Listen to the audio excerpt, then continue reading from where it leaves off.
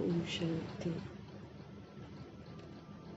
आत्म अभिमानी होकर रहना ही हम आत्माओं का स्वधर्म है।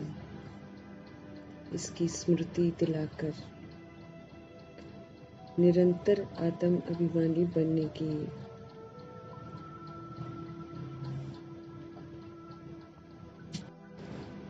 समझ देने वाले निराकार परमपिता परमात्मा जी का हम तहे दिल से धन्यवाद करेंगे। आत्म अभिमानी होने का सबूत देने वाले व्यक्त ब्रह्मा, अव्यक्त ब्रह्मा, गुप्त बड़ी माँ, big brother, great great grandfather जी का धन्यवाद करेंगे।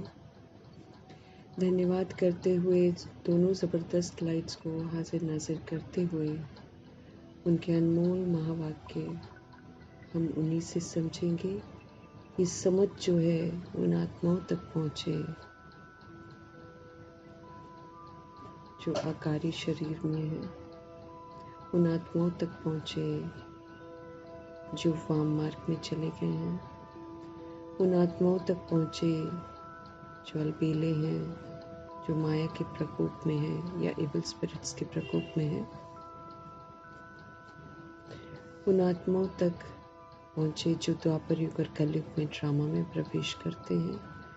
उन आत्माओं तक पहुँचे जो अपनी संस्था बनाकर बैठे हैं, खुद भी गुमराह हैं, दूसरों को भी गुमराह कर रहे हैं। उन आत्माओं तक पहुँचे जो छोटे शरीरों में हैं, जो कुमार कुमारियों के शरीरों में हैं। उन आत्माओं तक पहुँचे जो रिद्धि सिद्धि वाले हैं, तांत्रिक विद्या वाले हैं, भटकती हुई रूह हैं। सब तक प्रभु जी के महावाक्य की शक्ति जो है वो पहुँचे और हर आत्मा जो है अपने स्वधर्म में लौटे, प्रभु के साथ जुड़े। ये दिल से दुआ करेंगे, अपने लिए भी दुआ करेंगे कि हम सभी आत्माएं आत्म अभिमानी होकर रहें और दिए हुए जितने भी होमवर्क हैं उसको हम पूरा कर सकें। इन्हीं दुआओं के साथ देखेंगे आज हमारे परमपिता परमात्मा हम आत्माओं को किस विधि से आत्म अभिमानी बनने की समझ दे रहे हैं। प्रभु जी के अनमोल महावाक्य की जो शक्ति है वो पूरे वायुमंडल में, तत्वों में और पूरी प्रकृति में फैले। ये भी दिल से दुआ करेंगे। मीठे मीठे बाबा बोले, मीठे बच्चे अब तुम नए संबंध में आ रहे हो। अब तुम नए संबंध में जा रहे हो, इसलिए यहाँ का जो कर्म बंधनी संबंध है इसको भूलकर कर्मातीत बनने का पुरुषार्थ करो। मीठे मीठे बाबा पुनः आत्म अभिमानी बनने की युक्ति बता रहे हैं, समझ दे रहे हैं। मीठे बच्चे अब तुम नए संबंध में जा रहे हो, इसलिए यहाँ के कर्म बंधनी संबंधों को भूल जाओ और कर्मातीत बनने का पुरुषार्थ करो। यहाँ के जो कर्म बंधन है, हमारे रिलेशंस जो हैं हमारे, उनको भूलना है और कर्मातीत बनने का पुरुषार्थ करना है। मीठे मीठे बाबा बोले, मीठे बच्चे अब तुम नए संबंध में जा रहे हो, इसलिए यहाँ के कर्म बंधनी संबंधों को भूल कर्मातीत बनने का पुरुषार्थ करो। प्रश्न है, बाप किन बच्चों की वाह वाह करते हैं? किन बच्चों की वाह वाह करते हैं और सबसे अधिक प्यार किन्हों को देते हैं? उत्तर है उनका, बाबा गरीब बच्चों की वाह वाह करते हैं। वाह गरीबी वाह, आराम से 2 रोटी खाना, कोई लालच नहीं करना। गरीब बच्चे बाप को प्यार से याद करते हैं। बाबा अनपढ़े बच्चों को देख खुश होते हैं, क्योंकि उन्हें पढ़ा हुआ बोलने की मेहनत ही नहीं करनी पड़ती। जिन्होंने शास्त्र वगैरह नहीं पढ़े हैं, क्योंकि शास्त्रों को हमें भूलना है ना। बाकी दुनियावी पढ़ाई तो, जिस्मानी पढ़ाई जो भी है, उसको तो इंसान भूल ही जाता है। एक क्लास में पढ़ेगा, दूसरी क्लास में जाकर भूल जाता है पिछला, वो तो भूल जाते हैं। लेकिन ये जो शास्त्र है ना, ये बड़ी गहरे बुद्धि में फंसे हुए हैं, इससे बाहर निकलना होता है। तो बाबा वाह वाह करते हैं बच्चों की, लेकिन कौन से बच्चों की वाह वाह करते हैं? और सबसे अधिक प्यार किन्हीं को देते हैं? बाबा गरीब बच्चों की वाह वाह करते हैं। वाह गरीबी वाह। इसलिए तो बाबा बोलते हैं ना कि तुम कुछ भी करते हो ना, तो तुम मुझे सारी जिम्मेवारी दो बाबा कहते हैं, और तुम वो करो जो मैं तुम्हें कहता हूँ। तो जब हम ऐसा करते हैं तो बाबा उतना ही दिलवाता है जितना जरूरी है, और ताकि बुद्धि का योग बाबा के साथ लगा रहे,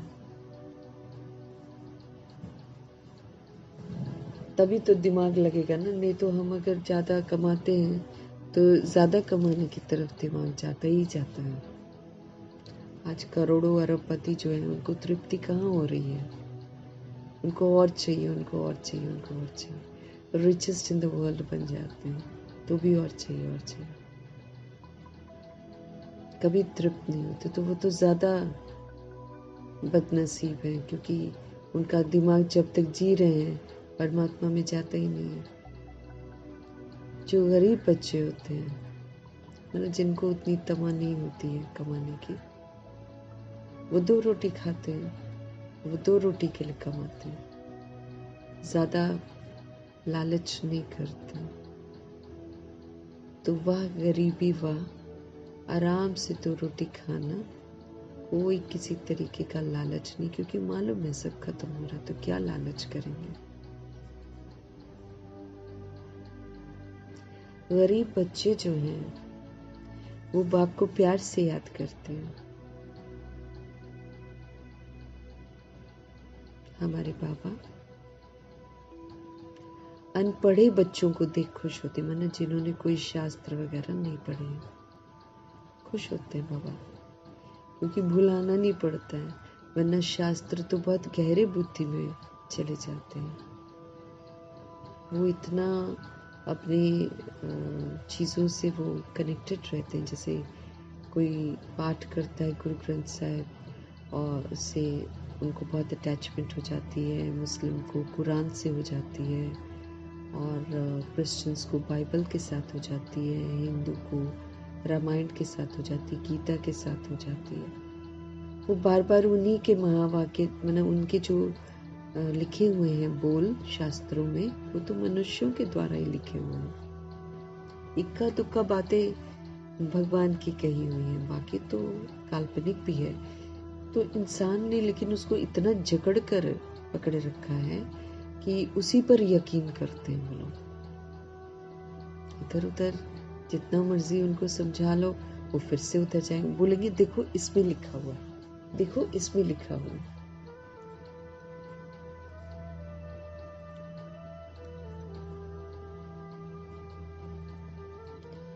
तो बाबा देखते हैं कि जिन्होंने, मतलब जो पढ़े नहीं हुए हैं इन सब चीज़ों में, वैसे भी नहीं पढ़े हुए, क्योंकि शुरू शुरू में तो बहुत सोच ऐसी थी ना। तो बाबा अनपढ़े बच्चों को देख खुश होते हैं, क्योंकि उन्हें पढ़ा हुआ बोलने की मेहनत नहीं करनी पड़ती। ओम शांति। अब बाप को बच्चों के प्रति रोज रोज बोलने की दरकार नहीं रहती है। कि भाई तुम अपने को आत्मा समझो। अब बाप को बच्चों के प्रति, बच्चे ना जो कहना मानते हो उसको बच्चा कहेंगे ना, इसलिए उन बच्चों के प्रति बाबा कह रहे हैं अब बाप को बच्चों के प्रति रोज रोज बोलने की दरकार नहीं है, दरकार नहीं रहती है कि अपने को तुम आत्मा समझो। आत्म अभिमानी भव अथवा देही अभिमानी भव, अक्षर है तो वही ना। आत्म अभिमानी भव अथवा देही अभिमानी भव, कि आत्मा के शुद्ध अभिमान में रहो। मैं आत्मा परमात्मा का बच्चा हूँ, परमधाम निवासी हूँ, सतगुणी आत्मा हूँ। तो आत्म अभिमानी भव अर्थात देही अभिमानी भव।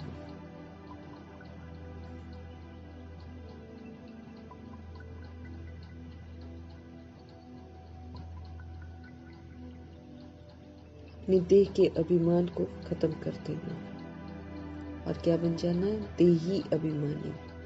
देही अभिमानी अभिमान है, लेकिन ये शुद्ध अभिमान है कि हम आत्मा परमात्मा के बच्चे हैं, परमधाम में रहने वाले हैं और परमपिता परमात्मा के बच्चे। संसार ही बदल गया ना हमारा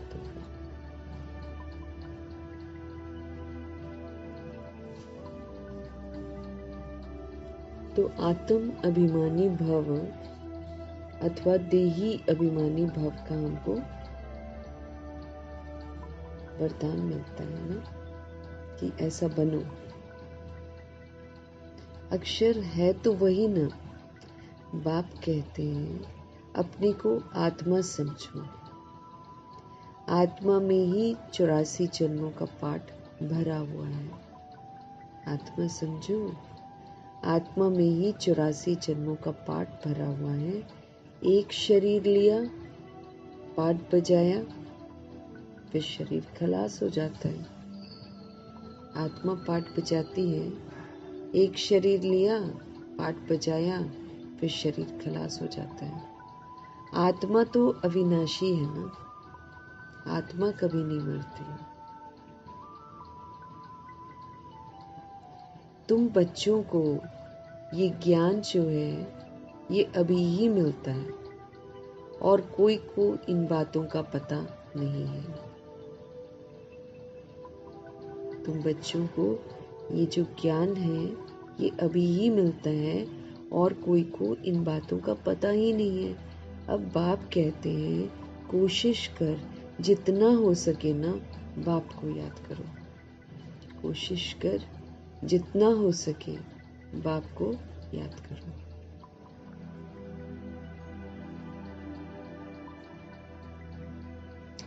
धंधे धोरी में लग जाने से तो इतनी याद नहीं ठहरती है। जब धंधे धोरी में लग जाते हैं तो इतनी याद नहीं ठहरती है। गृहस्थ व्यवहार में रहकर कमल फूल समान पवित्र बनना है। गृहस्थ में रहना है, कमल फूल समान हमको पवित्र बनना है। फिर जितना हो सके बाबा कहते मुझे याद करो। कीचड़ का प्रभाव हम पर नहीं पड़े।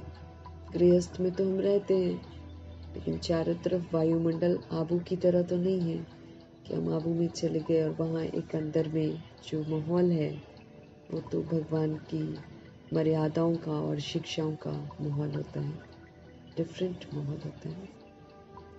हालांकि लोग जाते हैं इधर से तो भिन्न भिन्न अवस्था के होते तो उसका वायुमंडल क्रिएट होता है, लेकिन फिर भी वो बाबा का स्पेशल स्थान है जहाँ पर सभी बच्चों को जाना होता है। लेकिन हम आत्माएं जहाँ पर भी रहते हैं वहाँ तो आत्माएं सारी विस्मृत है ना। इसीलिए बाबा कहते हैं धंधे धोरी में लग जाने से तो इतनी याद नहीं ठहरती है।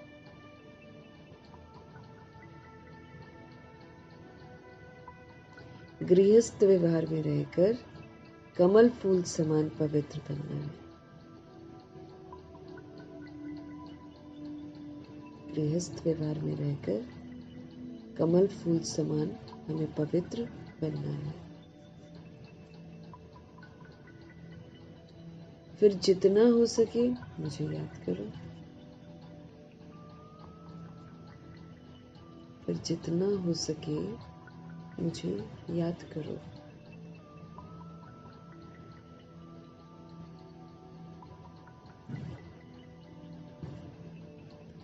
गृहस्थ व्यवहार में रहकर कमल फूल समान पवित्र बनना है हमको। फिर बाबा कहते जितना हो सके मुझे याद करो। ऐसे नहीं कि हमको निष्ठा में बैठना है, एक ही जगह पर बैठना है, याद करना भैया काम नहीं करेंगे और हम एक जगह बैठ जाएंगे कि भाई हम तो याद कर रहे हैं। ऐसा नहीं बाबा बोलते हैं। चलते फिरते उठते बैठते बाबा की यादों में रहना है। तो गृहस्थ व्यवहार में रहकर कमल फूल समान पवित्र बनना है। फिर जितना हो सके ना, मीठे मीठे परमात्मा कहते हैं, फिर तुम मुझे याद करो। ऐसे नहीं कि हमको निष्ठा में बैठना है। निष्ठा अक्षर भी बाबा कहते रॉन्ग है। वास्तव में है ही याद, एक की याद। कहाँ भी बैठे हो बाप को याद करो। कहाँ भी बैठे हो बाप को याद करो। माया के तूफान ये तो बहुत आने वाले हैं ना। माया के तूफान तो बहुत आएंगे। कोई को क्या याद आएगा, कोई को क्या याद आएगा। तूफान आएंगे जरूर। फिर उस समय उनको मिटाना पड़ता है। नहीं तो कैसे पता चलेगा ना कहाँ कहाँ हमारी जो याद है एंटेंगल्ड है, कहाँ फंसी हुई है यादें। तो माया तो आएगी। माया कभी किसी चीज की याद दिलाएगी, कभी किसी चीज की याद दिलाएगी। इसलिए तो हमको सारी चीजों से उपराम होना है। न कभी कोई खान पान हमें खींचे, न कभी कोई हमें व्यक्ति खींचे, कोई रिश्ता खींचे। नहीं, कोई भी न खींचे हमको।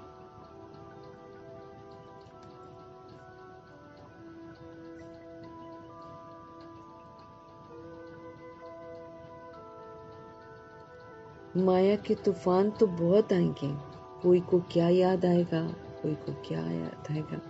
तूफान आएंगे जरूर, लेकिन प्रभु जी कह रहे हैं फिर उस समय उनको मिटाना पड़ता है ना, कि न आए। यहाँ बैठे बैठे भी माया तो बहुत तंग करती रहेगी। बाबा के घर भी माया आती है ना। तो यहाँ बाबा के साथ बैठे बैठे भी सेंटर्स पर तो आती ही है, लेकिन बाबा आबू में भी आती है माया। तो बहुतों को वहां भी तंग करती है माया। तो बाबा कहते हैं तूफान तो आएंगे जरूर।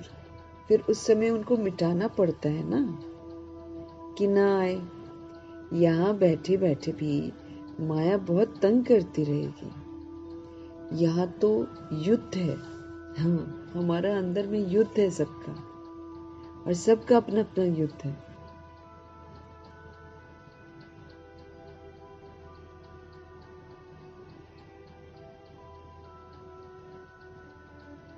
यहाँ बैठे बैठे भी माया बहुत तंग करती रहेगी। यही तो युद्ध है। जितने हम हल्के होंगे उतने हमारे बंधन भी कम हो जाएंगे। पहले तो आत्मा निर्बंधन है। हमने तो बंधन बांध दिए ना अपने साथ। तो बाबा कहते हैं जितना आप हल्के होंगे उतना आपके बंधन कम हो जाएंगे। पहले तो आत्मा निर्बंधन है ना। जब जन्म लेती है तो माँ बाप में बुद्धि जाती है, फिर स्त्री को अडॉप्ट करते हैं।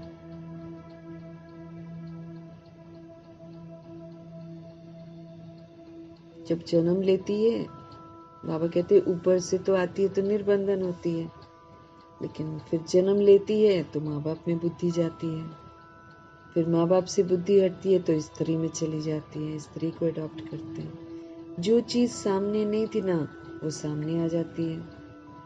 फिर बच्चे पैदा होंगे, फिर उनकी यादें आएंगी, उनकी याद बढ़ती है। अब तुम सबको ये भूल जाना है। अब हमको बोला जा रहा है ये सब कुछ भूल जाओ।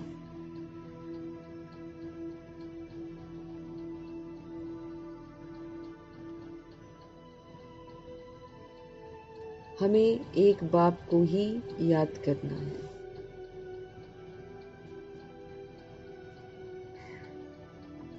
हमें एक बाप को ही याद करना है। इसलिए ही बाप की महिमा है। तुम्हारा माता पिता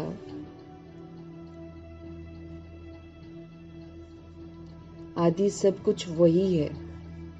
हमको और किसी को याद नहीं करना है। देखो, मिलते हैं, जाते हैं, ठीक है, एज ए सोल देखना है ना, अब उनको याद थोड़ी करना है। हमारे लिए तो हमारे मदर, फादर, टीचर, सदगुरु सब कुछ, दोस्त है ना, साजन, सजनी, बच्चा, हमारा तो शिव बाबा है ना। तो शिव बाबा को ही याद करना है, क्योंकि हम सोल्स हैं, और याद करके दूसरी सोल को भी याद दिलाना है। देहधारियों को याद नहीं करना है आपको।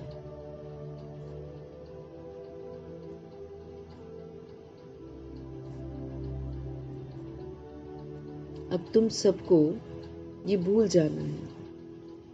एक बाप को ही याद करना है। इसलिए ही बाप की महिमा है। तुम्हारा माता पिता आदि सब कुछ वही है। उनको ही याद करो, बाबा कहते हैं सब कुछ वही है, उनको ही याद करो। वो तुमको भविष्य के लिए सब कुछ नया देते हैं। अब हमको तो सारा कुछ नया लेना है ना, हमको तो सारा कुछ नया लेना है। तो फिर बाबा को सुनना है ना। तो सोल है हम। जब सोल आती है तो सोल का कोई नहीं होता है। हम ऊपर से आए तो हमारा थोड़ी कुछ होता है।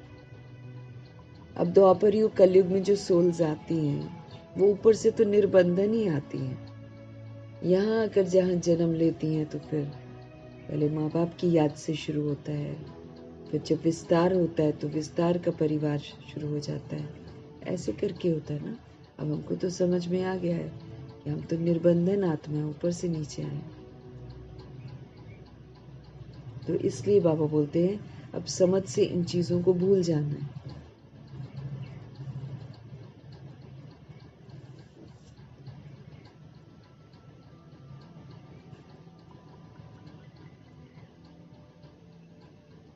अब तुम सबको ये भूल जाना है, एक बाप को ही याद करना है। इसलिए ही तो बाप की महिमा है। तुम्हारे तो माता पिता आदि सब कुछ वही है ना, तो उनको ही याद करो, शिव बाबा को याद करो।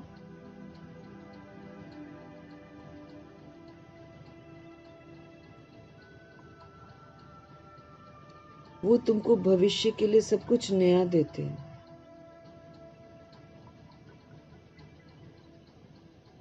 वो तुमको भविष्य के लिए सब कुछ नया देते हैं, नए संबंध में ले आते हैं। संबंध तो वहां भी होगा ना। ऐसे तो नहीं है कि कोई प्रलय हो जाती है। नए संबंध होते हैं वहां भी, लेकिन कम होते हैं और शुद्ध पवित्र होते हैं। नई दुनिया में नए संबंध है। संबंध तो बाबा कहते वहां भी होगा ना। ऐसे तो नहीं है कि कोई प्रलय हो जाती है। सोल्स तो एक शरीर छोड़कर फिर दूसरा लेते हैं। जो बहुत अच्छे अच्छे हैं वो ऊंच कुल में जन्म लेंगे। तुम पढ़ते ही हो भविष्य 21 जन्मों के लिए।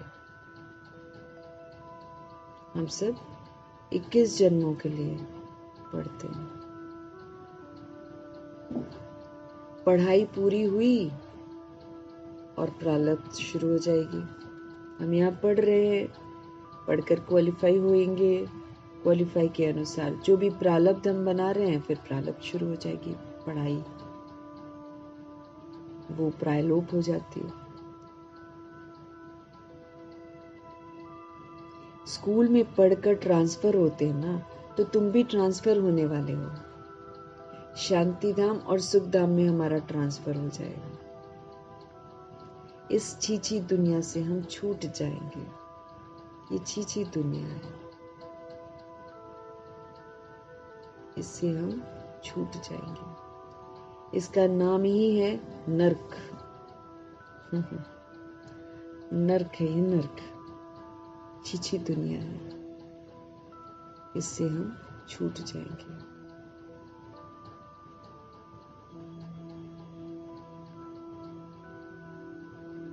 सतयुग, सतयुग को कहा जाता है स्वर्ग। यह मनुष्य कितने घोर अंधियारे में है।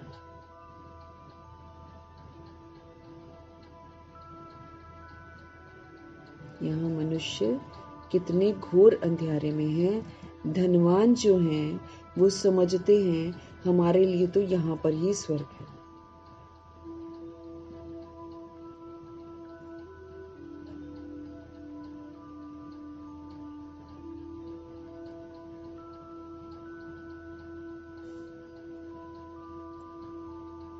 यहाँ मनुष्य कितने घोर अंधियारे में है। धनवान जो हैं वो तो समझते हैं कि हमारे लिए तो यहाँ पर ही स्वर्ग है ना। जितना पैसा होता है इंसान फिर सोचता है हमारे पास सब कुछ है, वो इसी को स्वर्ग समझता है। इसीलिए भगवान में ध्यान नहीं जाता है उतना। वो पैसा है ही ऐसा है ना। और क्योंकि कलयुग का धन है ना, ये तो सबसे पहले भगवान से ही विस्मृत करता है। इंसान का बुद्धि का योग लगता नहीं है जल्दी। अगर पैसा होता है तो जब दुख झेले होते हैं ना, तभी बुद्धि का योग परमात्मा से लगता है। तो बाबा बताते हैं, स्पष्ट करते हैं, छीछी दुनिया है, इसका नाम नरक है। सतयुग को कहा जाता है स्वर्ग। यहाँ दुनिया में मनुष्य घोर अंधियारे में है, बेसमझ है सब। धनवान जो है ना वो समझते हैं कि हमारे लिए तो यहाँ पर ही स्वर्ग है।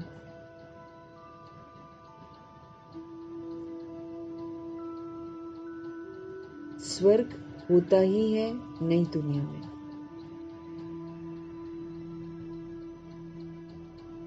ये पुरानी दुनिया बाबा कहते ये तो विनाश हो जानी है।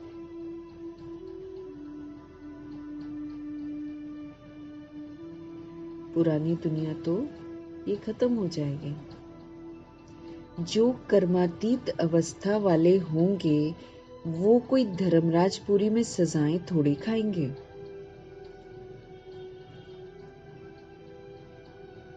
जो कर्मों के बंधन से मुक्त हो जाएंगे, जो भी हमने बना रखे हैं, अब नए तो बनाने नहीं है, लेकिन जो नए बनाते हो वो फिर उनको भी उससे बाहर निकलना है।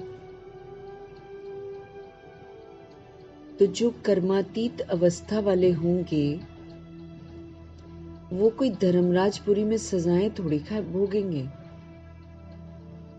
क्योंकि वो तो अपना सारा सेटल कर लिया। कर्मातीत मतलब क्या है?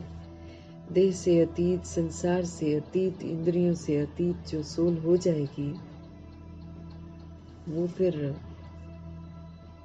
वो तो कर्मातीत अवस्था हो गई ना उसकी। उसने तो सारा अपना हिसाब किताब सेटल कर लिया। सबको शुभ भावना शुभकामना देकर अपने आप को बंधनों से छुड़ा लिया। कर्म इंद्रियों को अपने कंट्रोल में करके श्रीमत प्रमाण उनको चलाकर अपने कर्म इंद्रियों को भी सिविल बना लिया।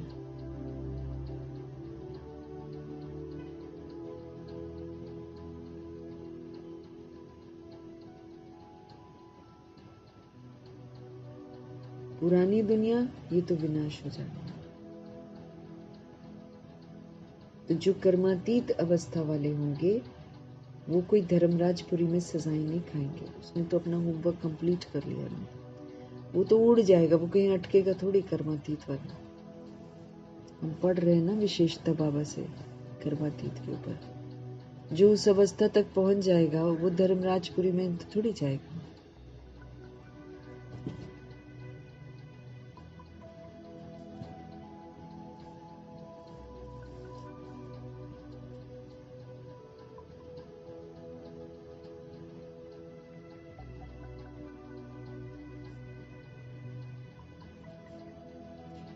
स्वर्ग में तो सजा होगी ही नहीं, वहां तो गर्भ भी महल रहता है। कोई एक न्यू सोल ने आना भी होगा तो वो तो महल होगा ना उसके लिए। तो स्वर्ग में तो सजा होगी ही नहीं, वहां गर्भ भी महल रहता है, वहां कोई दुख की बात ही नहीं होती। यहाँ तो गर्भ जेल है, जो सजाएं खाते रहते हैं। यहाँ तो गर्भ जेल है, एक बॉडी से निकले दूसरा बॉडी में गए, है ना। सजाएं होती है ना गर्भ जेल में जाने की। यहाँ तो गर्भ जेल है, जो सजाएं खाते रहते हैं। तुम कितना बार स्वर्गवासी बनते हो, याद करो तो सारा चक्र तुमको याद रहेगा। चक्र को बुद्धि में घुमाते रहना ना, फिर हमको याद रहेगा कि हम कैसे आते हैं, कैसे पाठ बजाते हैं, फिर कैसे हमको फिर से जाना है। यहाँ तो गर्भ जेल है, जो सजाएं खाते ही रहते हैं। तुम कितनी बार स्वर्गवासी बनते हो, याद करो तो सारा चक्र ही तुमको याद रहे। एक ही बात लाखों रुपए की है। ये भूल जाने से, देह अभिमान में आने से माया जो है ना फिर हमको नुकसान कर देती है। एक ही बात लाखों रुपए की है। ये भूल जाने से जब हमारे अंदर देह का अभिमान आ जाता है तो माया फिर हमको नुकसान करती है। यही मेहनत है। मेहनत बगैर ऊंच मर्तबा हम पा नहीं सकते। बाबा को कहते हैं, बाबा हम अनपढ़े हैं, कुछ नहीं जानते हैं। बाबा तो खुश होते हैं, क्योंकि यहाँ तो पड़ा हुआ सब भूलना है। ये तो थोड़े टाइम के लिए शरीर निर्वाह आदि के लिए पढ़ना होता है। जानते हो ना कि ये सब तो खलास होने का है।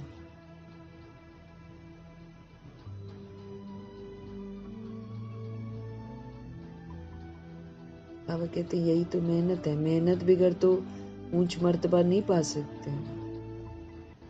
बाबा को कहते, बाबा हम अनपढ़े हैं, हम कुछ नहीं जानते हैं। बाबा तो खुश होते हैं, क्योंकि यहाँ तो पड़ा हुआ सारा भूलना है, क्योंकि शुरू में सोल जाती थी ना। ये तो थोड़े टाइम के लिए शरीर निर्वाह आदि के लिए पढ़ना है, जानते हो ना। ये सब तो खलास हो जाना है। जितना हो सके बाप को याद करना है और रोटी टुकड़ा खुशी से खाना है। ये नहीं हमको ये चाहिए, हमको वो चाहिए, हमको वो चाहिए। उस चक्कर में तो हम गड़बड़ खा जाते हैं। बाबा सही बोलते, समय के प्रमाण ना सिंपल रोटी खाना ही हमारे लिए कल्याणकारी है, क्योंकि खान पान का असर भी दिमाग पर पड़ता है, मन पर पड़ता है। और यहाँ मन को एकाग्र करना प्रभु में, खाने पीने का ध्यान रहेगा तो फिर बुद्धि जाएगी ना कि हमको ये खाना, हमको वो खाना। इन चीजों से तो हमको उपराम होना है। तो ब्रह्मा जी ने करके दिखाया ना, रोटी और उबली हुई सब्जियां ऐसे ही खाते थे ना, वो थोड़ा ही खाते थे। दूसरा व्यक्ति 3 रोटी खा जाता था उतनी देर में, जितनी देर में उनका एक रोटी खत्म नहीं होती थी। और कोई रोटी रोटी खाते थे ना, पतली पतली है, कोई मोटे मोटे परोठे तो खाते नहीं थे। परोठे खाएंगे तो और भी योग नहीं लगेगा, वो भारी हो जाता है इंसान।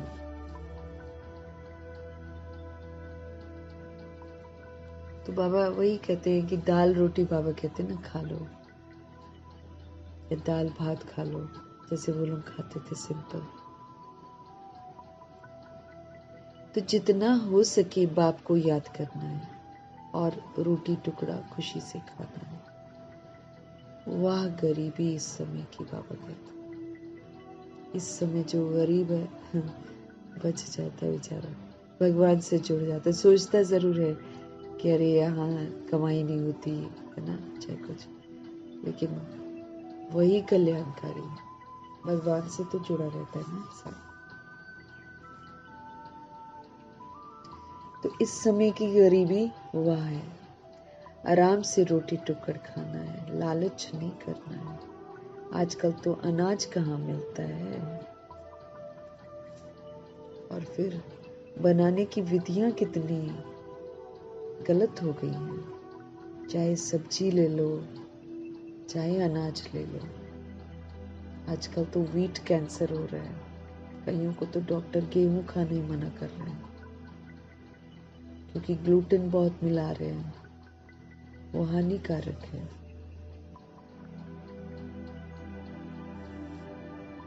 आटा भी नुकसान पहुंचा रहा है तो, क्योंकि आबादी बढ़ गई है ना, तो मांगे बहुत ज्यादा बढ़ गई हैं। अब लोगों में लालच भी आ गया है, तो इसलिए वो कमाने के चक्कर में कुछ भी कर रहे हैं। रातों रात तो सब्जियों को बड़ा कर देते हैं, रातों रात केले पका देते हैं, आम को पका देते हैं, रातों रात रात को फिर नेचुरल वे में तो वो नहीं पक रहा है ना, तो अगेन केमिकल्स डाल रहे हैं, तो उसका इफेक्ट आता है। तो हम तो फ्रूट भी खाने में भी हम लोग सेफ नहीं है। पहले सोचते थे नारियल पानी हम पी लेंगे, नारियल पानी अच्छा होता है। अब वो कहते हैं नारियल के पेड़ की जड़ों में भी इंजेक्शन लगा रहे हैं। कुछ भी नहीं छोड़ रहा है ना, इंसान को पैसा चाहिए और दुनिया को समझ चाहिए। दुनिया ये नहीं देख रही कि चीजें कैसे बन रही हैं। उनको बोलो ना कि अभाव हो रहा है जिंदगी में अनाज का, कहेंगे नहीं नहीं बहुत है बहुत है ऐसे बोलते हैं। समझ नहीं है ना, वो बोलते सरकार अपने आप करेगी। सरकार खुद तो उन लोगों को प्योर कहीं ना कहीं से वो लोग करते हैं, आम जनता तो जहर ही खा रही है। हर चीज में मिलावट है।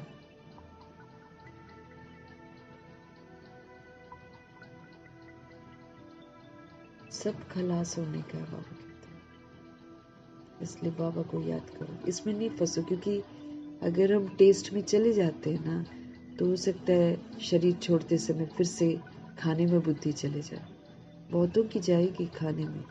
जिस जिस चीज से हम बाबा के रहते उपराम नहीं हो गए होंगे, वो चीज हमको आकर्षित करेगी।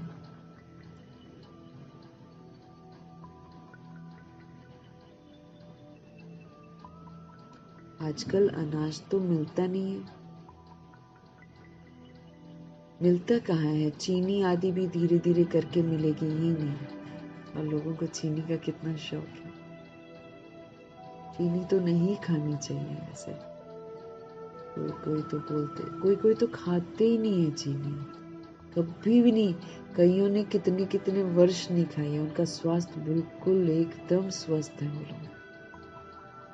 चीनी भी तो बीमारी है ना।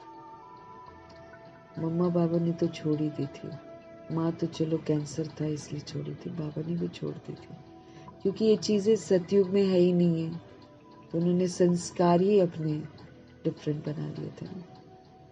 तो बाबा कहते चीनी आदि भी धीरे धीरे करके मिलेगी ही नहीं। ऐसे नहीं तुम ईश्वरीय सर्विस करते हो तो तुमको गवर्नमेंट दे देगी, वो तो कुछ भी जानते नहीं है। बच्चों को कहा जाता है गवर्नमेंट को समझाओ कि हम सब मिलकर माँ बाप के पास अब जाते हैं, उनको बोलेंगे तो उनको समझ में आएगा। उन्हों को बच्चों के लिए टोली भेजनी होती है। यहाँ तो साफ कह देते हैं कि है ही नहीं। क्या बोल रहे हैं बाबा? बच्चों को कहा जाता है, मैंने पहले बाबा बोल रहे हैं, ऐसे नहीं कि तुम ईश्वरीय सेवा कर रहे हो तो तुमको गवर्नमेंट दे देगी। वो तो कुछ भी जानते नहीं है। हाँ, बच्चों को कहा जाता है कि गवर्नमेंट को समझाओ कि हम सब मिलकर माँ बाप के पास अब जाते हैं। उन्हों को बच्चों के लिए टोली भेजनी होती है। यहाँ तो साफ कह देते हैं कि है ही नहीं। दुनिया में बहुत सारी चीजों के लिए बोल देते ना, है ही नहीं। लाचारी फिर थोड़ी दे देते हैं सारा। अब जो क्या है मुझे यहाँ तो साफ कह देते हैं कि है ही नहीं। लाचारी थोड़ी दे देते हैं। जैसे फकीर लोगों को कोई साहूकार होगा तो मुट्ठी भर कर दे देगा, गरीब होगा तो थोड़ा बहुत दे देगा ना। चीनी आदि आ सकती है परंतु बच्चों का योग कम हो जाता है। याद न रहने के कारण, देह अभिमान में आने के कारण कोई काम हो नहीं सकता है। लास्ट में भी योगी रहेंगे, पवित्र रहेंगे तो जरूरत की चीज मिल जाएगी। बाबा कहते योगी नहीं होगा तो फिर क्या मिलेगा? याद न रहने के कारण, देह अभिमान में आने के कारण कोई काम हो नहीं सकता। तो जब तक हमारे अंदर देह का अभिमान है, जब तक हम याद नहीं करते हैं, तब तक फिर कोई काम हो नहीं सकता। ये काम पढ़ाई से इतना नहीं होगा जितना योग से होगा। ईश्वरीय पढ़ाई पढ़ने से खाली नहीं होगा, प्रभु के साथ योग लगाने से पावर आएगी हमारे अंदर। तो गरीब होगा तो थोड़ा बहुत दे देगा, साहूकार होगा तो मुट्ठी भर कर दे देगा।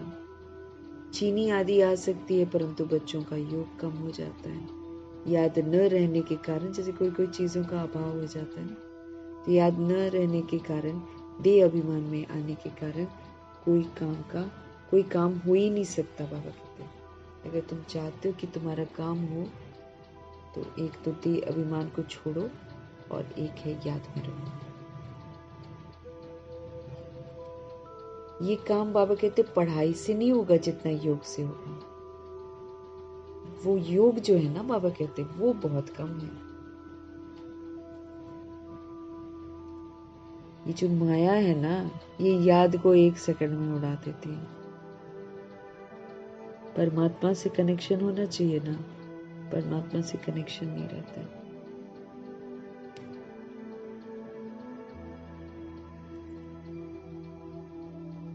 माया याद को उड़ा देती है। रुस्तम को और ही अच्छी रीति से पकड़ती है। जो रुस्तम होता है ना, उसको और ही अच्छे तरीके से पकड़ती है। मना जो चाहता है ना कि हम आगे बढ़े, उसको तो माया और पकड़ती है।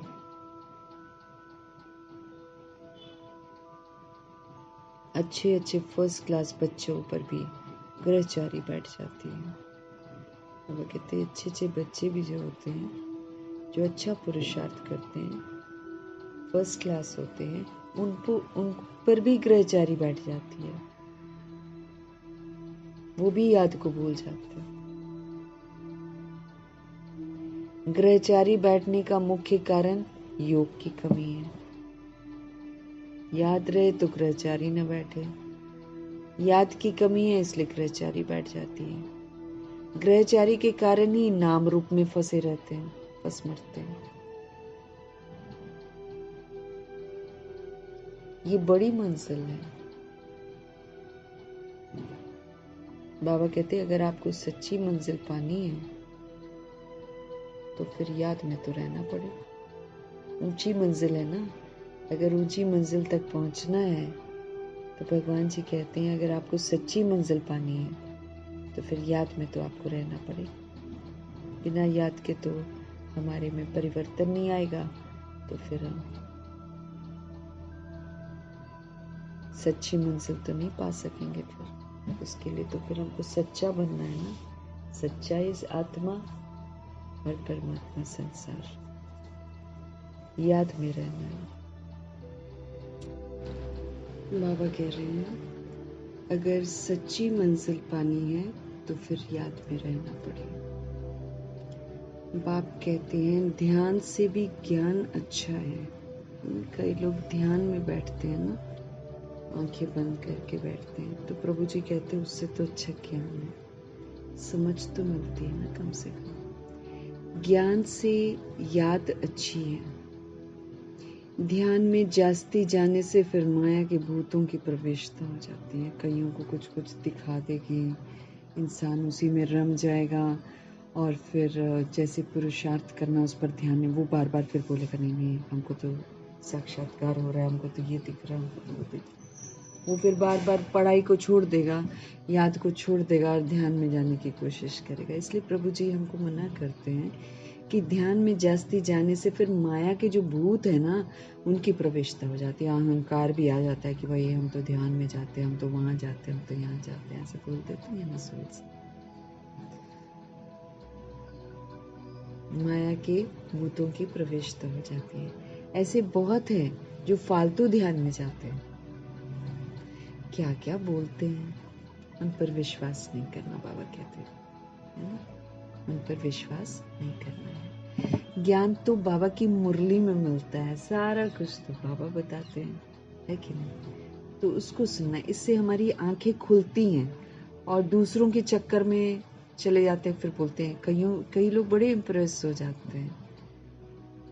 तो जैसे शुरू में हम भी जाते थे तो कई लोग बोलते थे कि हम तो सुबह अमृत वेले बाबा का हाथ पकड़ते हैं और फिर हम तो पूरे वर्ल्ड का सैर करते हैं और हम सुकाश देते हैं, ये करते हैं, वो करते हैं, कई लोग बोलते हैं। लेकिन बाबा कहते हैं सकाश तो दे ही तब सकते हैं जब हमको इस पुरानी दुनिया, पुराने संस्कारों से बिल्कुल वैराग आ जाए, कोई चीज की चाहना ही न रह जाए, वो सोल सकाश दे सकती है। सकाश मतलब जो स्वधर्म बाबा जो देते हैं उसका सहयोग दूसरी सोल्स को देना, सुख, शांति, पवित्रता, इसका जब हम सहयोग दूसरी सोल्स को देते हैं ना, तो फिर वो सकाश कहलाता है। तो सोल्स बहुत कुछ बोल देती हैं, कोई कहेगा हमारे में मम्मा आती है, कोई कहेगा बाबा आते हैं, ऐसे शुरू में भी बहुत ज़्यादा होता था। तो और ऐसे दूसरी सोल्स वैसे सब कुछ कर रही हैं, फैशन भी कर रही हैं, घूम भी रही हैं, फिर बोलती हैं कि हम तो ऐसे हाथ पकड़ कर पूरे, बाबा तो मेरे को हाथ पकड़ कर पूरा ब्रह्मांड में घुमा, वरना फिर दूसरा जो होता है ना वो सोचता भैया कितना ज़्यादा इसका योग होगा, है ना, ऐसा करते हैं उनके लोग। तो बाबा कहते मत सुनो किसी की बात ना, क्या क्या बोलते रहते हैं लोग, उस पर विश्वास नहीं करना, बाबा कहते हैं। ज्ञान तो बाबा की मुरली में मिलता रहता है। मैंने कोई साक्षात्कार किया क्या आज तक? कुछ भी नहीं किया, एक भी साक्षात्कार नहीं हुआ। ब्रह्मा जी को स्थापना का हुआ, विनाश का हुआ, बाकी सारे संदेश तो गुलजार दादी और दूसरी संदेशियां लाते थे। वो नहीं देख पाए थे ब्रह्मा जी कि सूक्ष्म वतन में एक और ब्रह्मा है, तो गुलजार दादी थी। बाकी सारी चीजें ऊपर से जो भी दादियां जो पावरफुल सोल्स थी वो देख कर आती थी, लेकिन बाकी मम्मा ने तो कभी किया ही नहीं साक्षात्कार, न ध्यान में गई, बाकायदा बाबा को निरंतर याद करती रही है वो। तो बाबा कहते जो ध्यान में जाते हैं ना, बाप खबरदारी देते रहते हैं, होता होगा ना, इसलिए बाबा खबरदारी देते रहते हैं कि ध्यान कोई काम का नहीं है, बहुत माया की प्रवेशता हो जाती है उसमें। वो कहेंगे हमको ये दिखाई दे रहा, वो दिखाई दे रहा, माया के भूतों की प्रवेशता हो जाती है। इसलिए बाबा खबरदार करते रहते हैं ध्यान कोई काम का नहीं है, बहुत माया की प्रवेशता हो जाती है, अहंकार आ जाता है, हमको तो ये दिखाई दिया, हमको तो वो दिखाई दिया, ये अहंकार आ जाता है। ज्ञान तो सबको मिलता रहता है, समझ तो बाबा देते हैं हर चीज की। ज्ञान देने वाला तो शिव बाबा है ना, मम्मा को भी यहीं से तो ज्ञान मिलता था। मम्मा भी तो पहले राधे थी ना, तो पहले तो लौकिक में वो तो नॉर्मल लाइफ लीड कर रहे थे अपनी जिंदगी का। वो तो देखो गरीब बन गई तो फिर मम्मा इधर आ गई। तो मम्मा भी शौकीन थी घूमने की, खाने, नाचना गाना उनका एक शौक था। कपड़े पहनना, कपड़े बदल बदल के पहनना शौक था उनका। सिंधी लोग वैसे भी करते हैं ना वैसे। लेकिन मम्मा गरीब हो गई थी एकदम, कुछ भी तो लेकर नहीं आई ना यज्ञ में, बिल्कुल दिवाला निकल गया था उनका। तो प्रभु से कितना सुंदर जुड़ गई। पैसा होता तो ना जुड़ती। इसलिए दादा लेखराज जी ने भी अपने पास कुछ नहीं, मतलब दादा लेखराज के रूप में जो कमाया था उसको ब्रह्मा जी ने बिल्कुल नहीं रखा, क्योंकि खींच लेगी ना चीजें। प्रभु समर्पित कर दी, और प्रभु समर्पित कर दिया मतलब फिर उसको अपना नहीं समझा। ये नहीं कि उसमें से जब चाहा कुछ निकाले, अपने लिए तो कुछ भी लेते नहीं थे। हैंड ओवर ही कर दिया था ना मम्मा को, और मनमोहिनी दीदी और जितने भी लोग उस समय थे उन्हीं को समर्पित कर दिया था।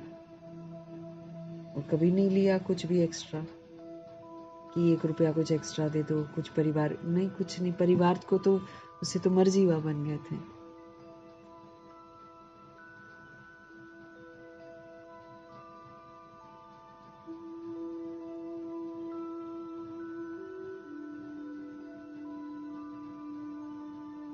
बहुत माया की प्रवेशता हो जाती है, अहंकार आ जाता है। ज्ञान तो सबको मिलता रहता है, ज्ञान देने वाला शिव बाबा है। मम्मा को भी यहाँ से ही ज्ञान मिलता था ना, उनको भी कहेंगे मन मना भव।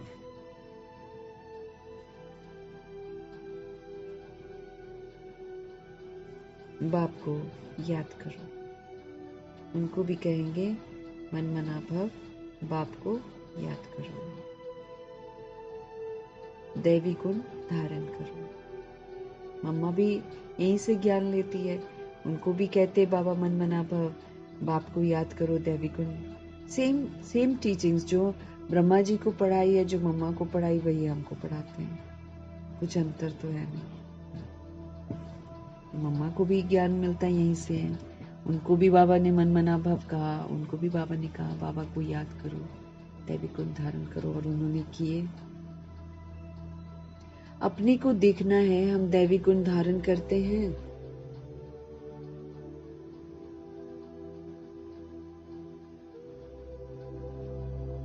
यहाँ ही दैवी गुण धारण करना, यहीं पर, यहीं पर।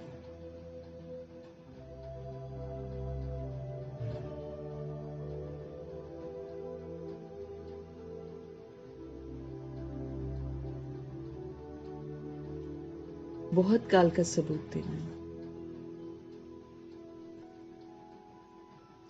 कोई को देखो, अभी फर्स्ट क्लास अवस्था है, खुशी से काम करते हैं, घंटे के बाद क्रोध का भूत आया, खत्म खत्म।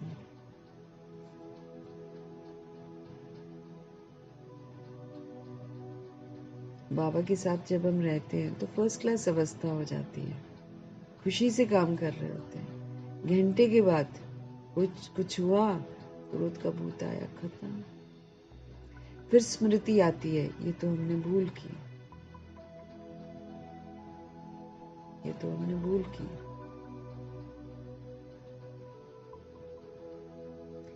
फिर सुधर जाते हैं। घड़ी घड़ी के घड़ियाल बाबा पास बहुत हैं।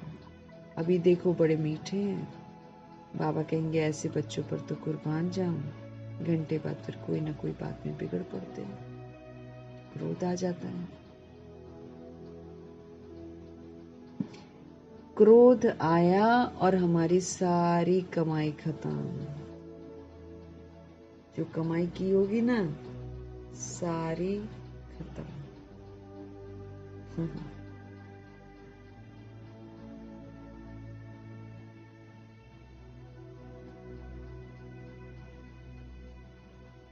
बाबा क्या कह रहे हैं हमको? बाबा कहते, बाबा अभी देखो बड़े मीठे, बाबा कहेंगे ऐसे बच्चों पर तो मैं कुर्बान जाऊं। घंटे बाद फिर कोई ना कोई बात में बिगड़ पड़ते, क्रोध आया, सारी की कमाई खत्म। अभी अभी कमाई, अभी अभी घाटा हो जाता है, तो सारा मदार जो है याद पर ही तो है। ज्ञान तो बड़ा सहज है, छोटा बच्चा भी समझा लेगा।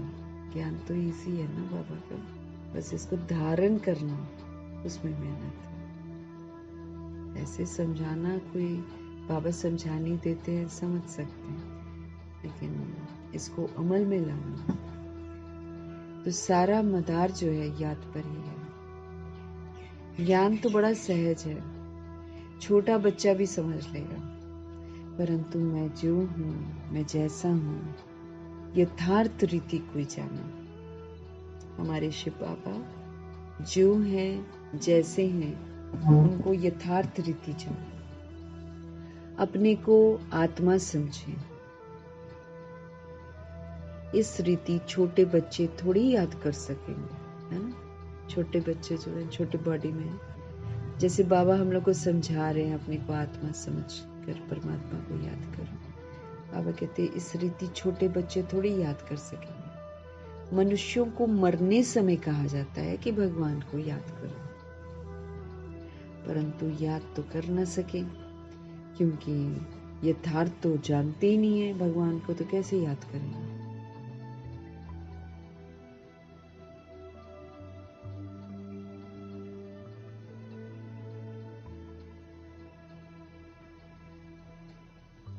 कोई भी वापस जा नहीं सकते,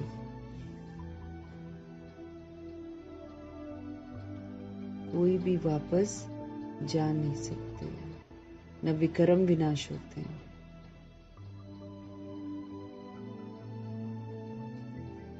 कोई भी वापस जा नहीं सकते और ना हमारे पाप कर्म विनाश हो सकते। परंपरा से ऋषि मुनि आदि सब कहते आए हैं कि रचता और रचना को तो हम जानते ही नहीं।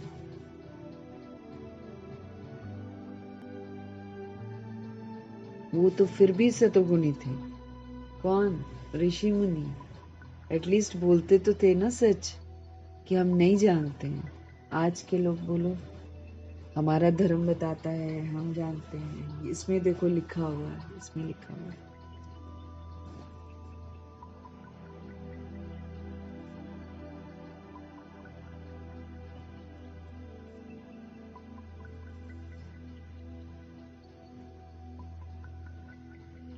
तो परंपरा से ऋषि मुनि आदि सब कहते आए हैं कि रचता और रचना को हम नहीं जानते। वो तो फिर भी सतोगुणी थे।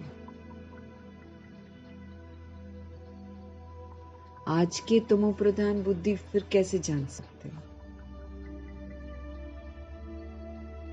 बाप कहते हैं ये लक्ष्मी नारायण भी नहीं जानते।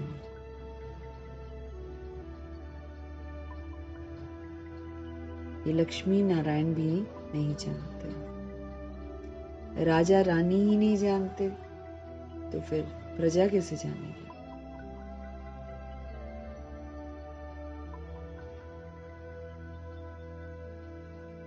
कोई भी नहीं जानते।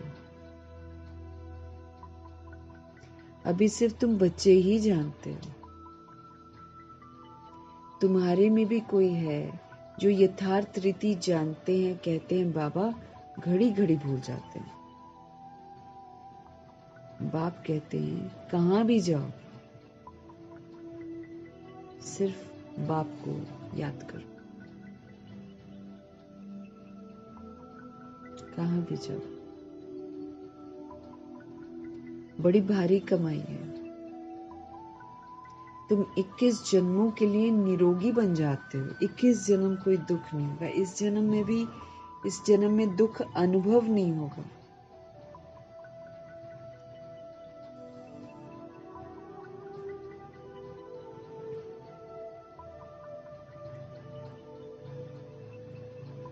तुम 21 जन्मों के लिए निरोगी बनते हो। ऐसे बाप को अंतर्मुख होकर याद करना चाहिए।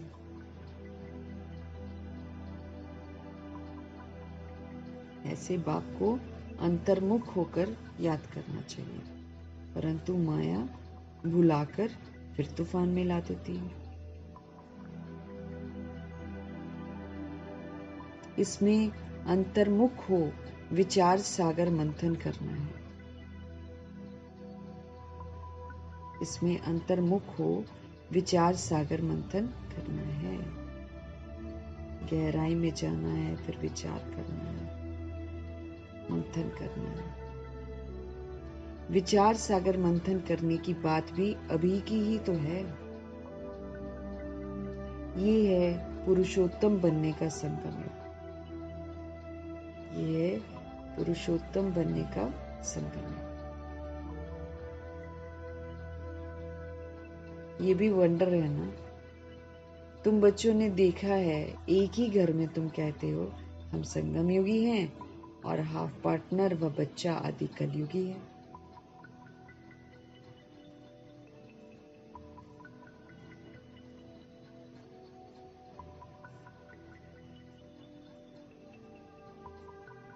माया हम सभी को भुलाकर तूफान में ला देती है। तो इसमें अंतर्मुख होकर विचार सागर मंथन करना है। विचार सागर मंथन करने की बात भी अभी की ही है। ये है पुरुषोत्तम बनने का संगम युग। ये संगम युग है पुरुषोत्तम बनने का। ये भी वंडर है। तुम बच्चों ने देखा है, एक ही घर में तुम कहते हो हम संगम युगी हैं और हाफ पार्टनर व बच्चा आदि कलयुगी है। जो युगल होते हैं, एक संगम युगी है और युगल जो है वो हाफ पार्टनर वो या बच्चा वो कलयुगी है।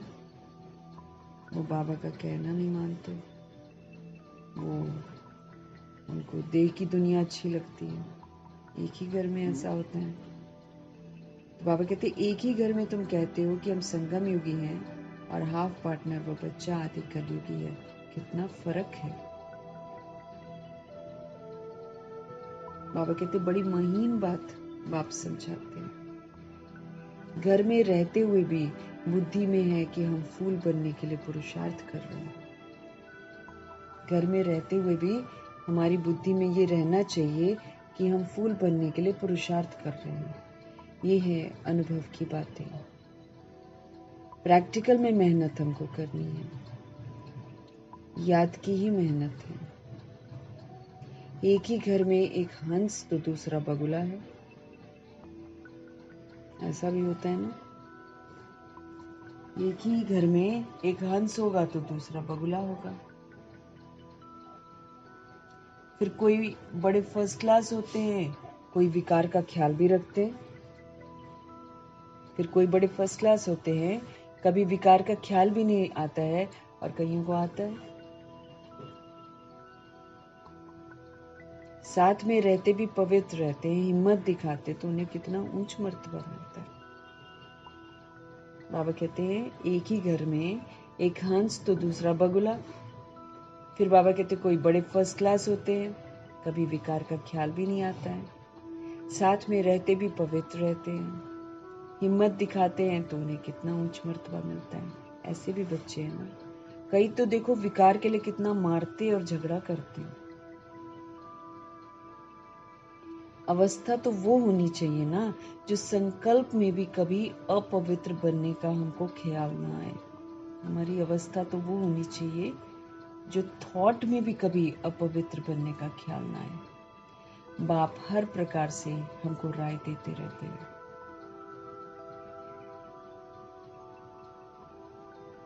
तुम जानते हो, श्री श्री की मत से हम श्री लक्ष्मी श्री नारायण बनते हैं। तुम जानते हो, हम श्री श्री की मत से श्री लक्ष्मी श्री नारायण बनते हैं। श्री माना ही श्रेष्ठ। भगवान की श्रेष्ठ मत हमको श्रेष्ठ बनाती है। सतयुग में है नंबर 1 श्रेष्ठ। त्रेता में 2 डिग्री कम हो जाती है। ये ज्ञान तुम बच्चों को अभी मिलता है। सारी समझ हमको प्रभु जी से अभी मिलती है। इस ईश्वरीय सभा का कायदा है, जिन्हें ज्ञान रत्नों का कदर है, कभी उबासी आदि नहीं लेते हैं, उन्हें आगे आगे बैठना चाहिए। है ना, कईयों का कभी कभी कुछ कुछ होता है ना, कुछ हिसाब होते हैं कईयों के, उनको उबासी आती है, तो फिर वो उबासी आती है तो फिर आसपास जो बैठते हैं, उबासी तो कंटेजियस होती है ना, एक को आई दूसरी को आई जाएगी। इसलिए प्रभु जी समझ दे रहे हैं कि ईश्वरीय सभा है ये, भगवान जी पढ़ा रहे हैं, तो जागरूक बहुत रहना पड़ता है ना। तो ये इस ईश्वरीय सभा का कायदा है, जिन्हें ज्ञान रत्नों की कदर है ना, वो तो फिर कभी उबासी आदि नहीं लेते हैं, उन्हें आगे आगे बैठना चाहिए। कोई कोई बच्चे बाप के सामने बैठे भी झुटका खाते हैं, उबासी देते रहते हैं, उनको फिर पिछाड़ी में जाकर बैठना चाहिए। ये ईश्वरीय सभा है बच्चों की, परंतु कई ब्राह्मणियां ऐसे ऐसे को भी ले आती हैं। यूं तो बाप से धन मिलता है, एक एक वर्जन तो लाखों रुपए का है। तुम जानते हो ज्ञान मिलता ही है संगम पर। तुम कहते हो बाबा हम फिर से आए हैं बेहद का वर्षा लेने। मीठे मीठे बच्चों को बाबा बार बार समझाते हैं कि ये छी दुनिया है, तुम्हारा है बेहद का वैराग। इसकी कोई भी चीज हमको आकर्षित नहीं करनी चाहिए, कोई भी चीज। अब जिस दौर पर हम पहुंच गए ना, इसमें तो बिल्कुल ही नहीं करनी चाहिए आकर्षित। भबका है बाहर का, अंदर में गड़बड़ है।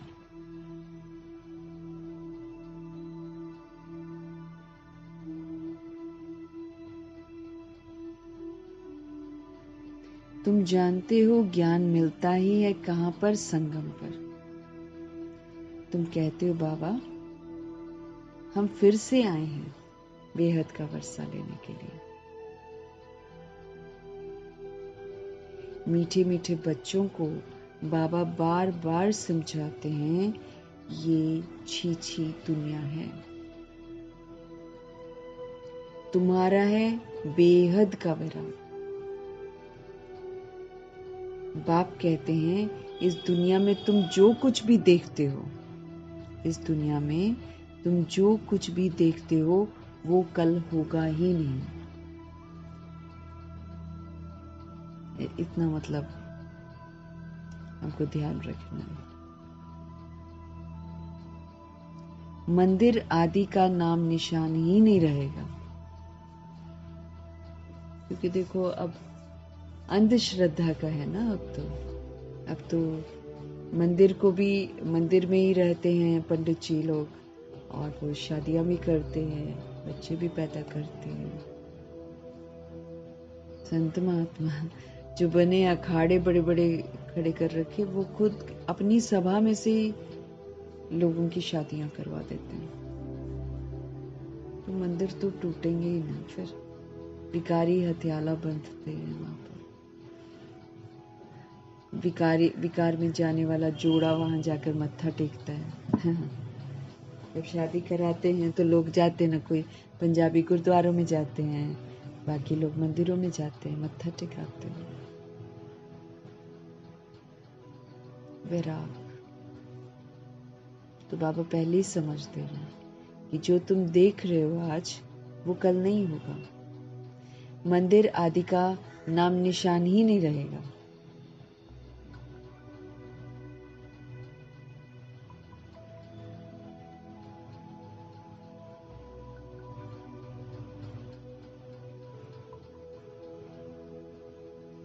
वहां स्वर्ग में उन्हों को पुरानी चीज देखने की दरकार ही नहीं है, क्योंकि सब कुछ इसलिए खत्म होगा क्योंकि फिर बिल्कुल न्यू वर्ल्ड बनेगा ना। तो कलयुग का तो कुछ भी नहीं रहेगा, न मंदिर, न गुरुद्वारे, न चर्च, न मस्जिद, और आखिर में तो आबू भी जो है वो भी पहाड़ियों में ही समा जाएगा कहीं, क्योंकि फिर से ब्रह्मा जी आएंगे, फिर से अपनी कुटिया बनाएंगे। क्योंकि जब वो आए थे तो था कुछ नहीं था ना, सब कुछ बना है, फिर से बनेगा, इसलिए वो खत्म भी हो जाएगा।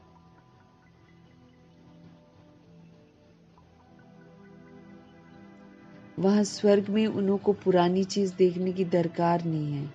यहाँ तो पुरानी चीज का कितना मूल्य है। हाँ, लाखों लाखों करोड़ों करोड़ों रुपए की पुरानी पुरानी चीजें बिकती हैं, कहेंगे प्राचीन चीज है। वास्तव में कोई चीज का मूल्य ही नहीं है, प्रभु जी कह रहे हैं। सिवाय एक बाप के किसी भी चीज का मूल्य नहीं है। बाप कहते हैं मैं न आऊं तो फिर तुम राजाई कैसे लो।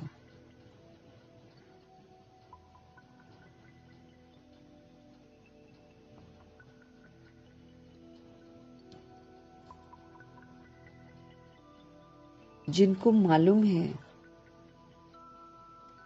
वही तो आकर बाप से वर्षा लेते हैं। इसलिए कोटों में कोई कहा जाता है। कोई भी बात में संशय हमको नहीं आना चाहिए। कंफ्यूज हो जाते हैं ना, कभी बार डाउट आ जाता है, तो बाबा कहते हैं संशय तो नहीं आना चाहिए। तो बाबा आएंगे तो हमको राजाई देंगे ना। तो जिनको मालूम है वही आकर बाप से वर्षा लेते हैं, इसलिए कोटों में कोई कहा जाता है। सब नहीं आते, सब भक्ति के रीति रस्मों में रहते हैं। तो जिनको मालूम है वही आकर बाप से वर्षा लेते हैं, इसलिए कोटों में कोई कहा जाता है। कोई भी बात में हमको संशय नहीं आना चाहिए। भोग आदि की भी रस्म रिवाज है, इनसे ज्ञान और याद का कोई भी कनेक्शन नहीं है। भोग लगाने जाएंगे, ध्यान में चले जाते हैं ना, तो प्रभु जी बोलते हैं ये तो एक रस्म रिवाज है ना। इससे ज्ञान का और याद का कोई कनेक्शन नहीं है। ऐसा नहीं कि जब भोग लगाने जा रहे हैं तो हम याद में हैं जाए। ज्ञान और योग से बाबा कहते कोई उसका कनेक्शन नहीं है। हाँ, बस एक रीति रस्म है।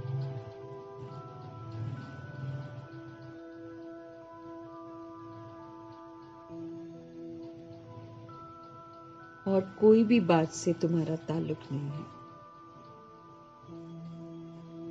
सिर्फ दो बातें हैं, एक अल्फ और बेबादशाही। सिर्फ दो बातें हैं। अल्फ भगवान को कहा जाता है। अंगुली से भी ऐसे इशारा करते ना ऊपर, आत्मा इशारा करती है ना। बाप कहते हैं भक्ति मार्ग में तुम मुझे याद करते हो, तुम सब मेरे आशिक हो।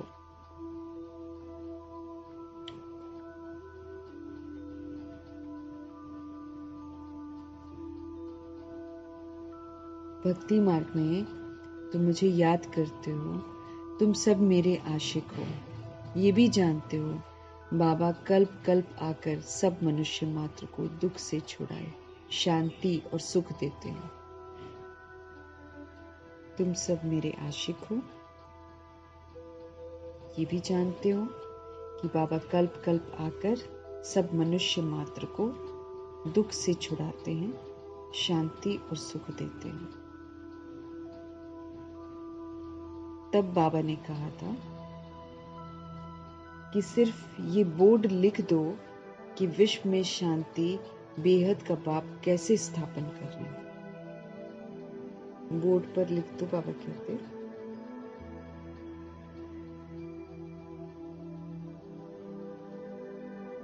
कि विश्व में शांति बेहद का बाप कैसे स्थापन कर रहे हैं।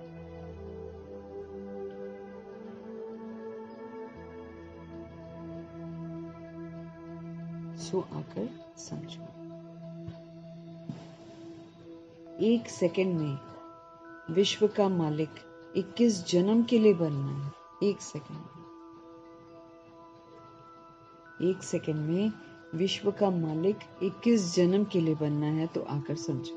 ऐसे ही बाबा कहते हैं कि बोर्ड पर लिख दो। घर में बोर्ड लगा दो, 3 पैर पृथ्वी पर तुम बड़े से बड़े हॉस्पिटल, यूनिवर्सिटी खोल सकते हो। लगा तो बोर्ड, बाबा कहते हैं घर में 3 पैर पृथ्वी पर तुम बड़े से बड़ी हॉस्पिटल, यूनिवर्सिटी खोल सकते हो। कोई बहुत ज्यादा जमीन लेने की भी जरूरत नहीं, बाबा कहते हैं जिसको जितना पॉसिबल है उतना कर सकता है। याद से 21 जन्म के लिए निरोगी और पढ़ाई से स्वर्ग की बादशाही मिल जाती है।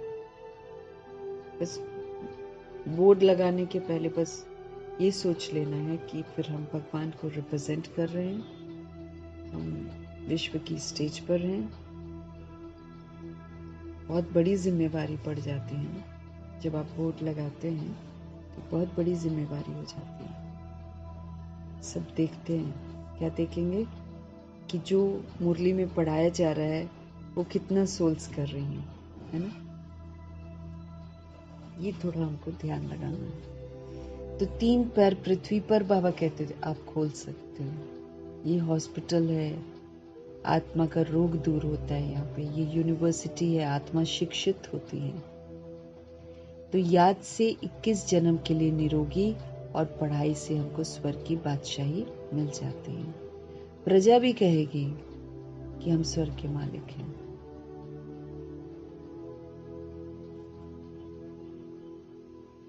आज मनुष्यों को लज्जा आती है क्योंकि नरकवासी हैं। खुद कहते हैं हमारा बाप स्वर्गवासी हुआ, तो नरकवासी होना इसका मतलब। तो जब मरेंगे तो स्वर्ग में जाएंगे, कितना सहज बात है। जब यहाँ जीते जी मर जाएंगे तब तो अच्छे बनेंगे और तब स्वर्ग में जाएंगे। कितनी सहज बात है। अच्छा, काम करने वाले के लिए खास कहते हैं ये बहुत महादानी था, ये स्वर्ग गया, ऐसे बोलते हैं लोग, परंतु जाता तो कोई भी नहीं है। हम किसका संस्कार करते हैं? बॉडी का। बॉडी तो मिट्टी है, लेकिन नियम बना रखे हैं लोगों ने कि फिर जलाते हैं, फिर उसमें से अस्थियां जो हैं वो चुगते हैं, फिर उसको बहाने के लिए लेकर जाएंगे। सोल तो सोल है, सोल पर अधिकार किसी का नहीं है। किसी भी सोल पर किसी का अधिकार है ही नहीं है। वो तो भगवान जो है ना, भगवान ही मुक्त कर सकते हैं, लेकिन भगवान भी तुरंत मुक्त नहीं करते हैं। एंड में जब सोल्स बिल्कुल जो भी अवस्था होती है उसमें आ जाती है, तब फिर बाबा आकर उसको मुक्त करते हैं। तो संस्कार तो हम जितना मर्जी कर लें, सोल का संस्कार नहीं होता है। वो तो फिर किसी बंधन में होती है, तो किसी घर में जाकर वो जन्म लेती है। इसीलिए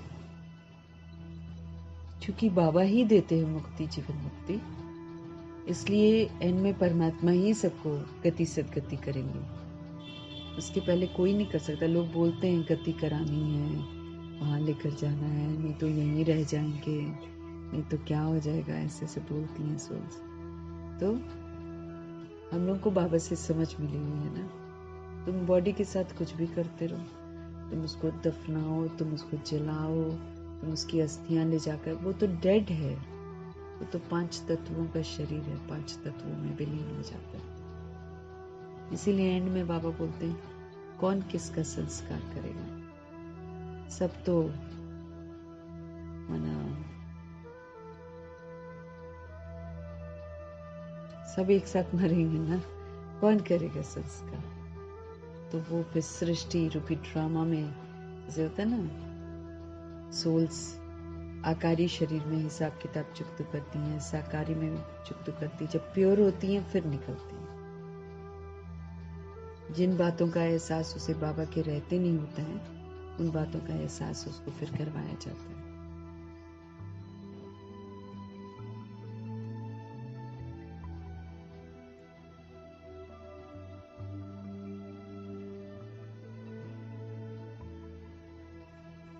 तो बाबा क्या कह रहे हैं कि अगर कोई कहता है हमारा बाप स्वर्गवासी हुआ तो नरकवासी होना, जब मरेंगे तो स्वर्ग में जाएंगे। कितनी सहज बात है। अच्छा, काम करने वाले के लिए खास कहते हैं कि ये बहुत महादानी था, ये स्वर्ग गया, परंतु जाता तो कोई भी नहीं है। नाटक तो जब पूरा होता है तो सभी स्टेज पर आकर खड़े हो जाते हैं।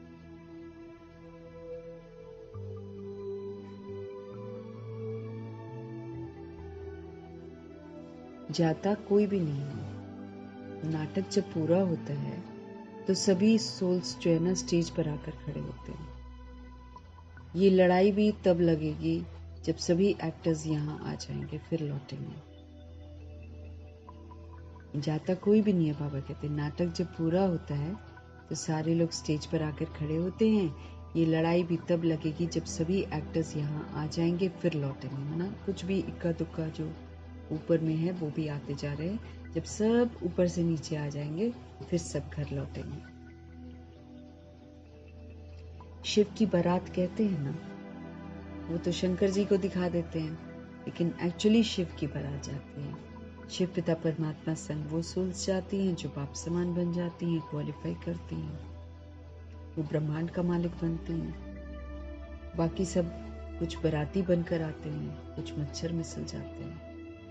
जाना तो सबको।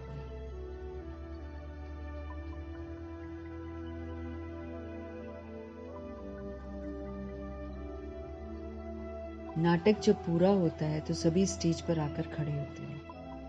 ये लड़ाई भी तब लगेगी ना जब सभी एक्टर्स यहाँ आ जाएंगे, फिर लौटेंगे। शिव की बारात कहते हैं ना। शिव बाबा के साथ सभी आत्माएं जाएंगी। मूल बात अभी 84 जन्म पूरे हुए हैं। अब इस जुत्ती को तो छोड़ना है। जैसे सर पुरानी खाल छोड़ नहीं लेते हैं ना, बस यही सिस्टम है। तुम नई खाल सतयुग में लेंगे। श्री कृष्ण कितना खूबसूरत है, कितनी उसमें कशिश है। देखो पूरे वर्ल्ड में लाइट चमकेगी जब वो आएंगे। तो प्योर है ना, सतो प्रधान प्रिंस है वो। तो उनकी जो सतो प्रधानता है, उनकी जो खूबसूरती है, वो कितनी अट्रैक्टिव है। फर्स्ट क्लास शरीर है, ऐसे हम लेंगे। कहते हैं ना हम तो नारायण बनेंगे। ये तो सड़ी हुई छीछी खल है। ये जो हमारी अभी एंड की खल है, ये तो छीछी है ना। पुनर्जन्म में आते आते 63 जन्म में हम मैले को चले हो गए। इसको सफल करना है अब बाबा की यादों में, कि जो कुछ भी शरीर के माध्यम से बैठ किया है उसको भुगतना भी है। उससे इसको ईश्वरीय सेवा में लगाकर सफल करना। कहते हैं ना हम तो नारायण बनेंगे। ये तो सड़ी हुई छीछी खल है, ये हम छोड़कर जाएंगे नई दुनिया में।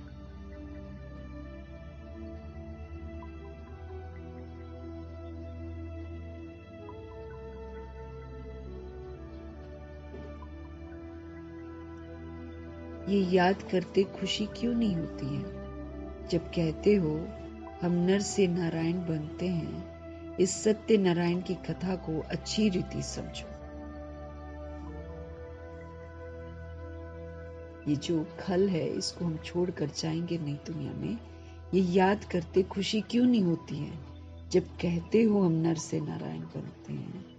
इस सत्य नारायण की कथा को अच्छी रीति समझो। जो कहते हो वो करके दिखाओ ना। कहनी करनी एक चाहिए। धंधा आदि भी भल करो। बाप कहते हैं हाथों से काम करो, दिल बाप की याद में रहे। जितनी जितनी धारणा करेंगे उतना तुम्हारे पास नॉलेज की वैल्यू होती जाएगी। हमको वैल्यूएबल बनना है ना, तो सिर्फ सुनकर तो हम वैल्यूएबल नहीं बनेंगे। तो जितना जितना हम धारण करते जाएंगे, जितनी जितनी धारणा करेंगे, उतना हमारे पास नॉलेज की वैल्यू होती जाएगी। नॉलेज की धारणा से फिर हम धनवान बनते हैं, चरित्रवान बनते हैं। यहाँ तो हम सूक्ष्म में बनते हैं, वहां पर फिर स्थूल धन मिलता है। जितना ज्ञान धन होता है उतना फिर स्थूल धन मिलता है। तो जितनी जितनी हम धारणा करेंगे उतना हमारे पास नॉलेज की वैल्यू होती जाएगी। नॉलेज की धारणा से तुम कितने धनवान बनते हो। ये है रूहानी नॉलेज। तुम आत्मा हो, आत्मा ही शरीर से बोलती है, आत्मा ही ज्ञान देती है, आत्मा ही धारण करती है। तो सब कुछ तो आत्मा ही करती है शरीर के द्वारा। तो शरीर महज एक इंस्ट्रूमेंट है, करने वाली सोल है, वही करती है। बॉडी तो वैसे ही चलती है जैसे सोल उसको चलाती है। अच्छा, मीठे मीठे सिकिलते बच्चों प्रति माता पिता बाप दादा का याद प्यार और गुड मॉर्निंग। रूहानी बाप की रूहानी बच्चों को नमस्ते।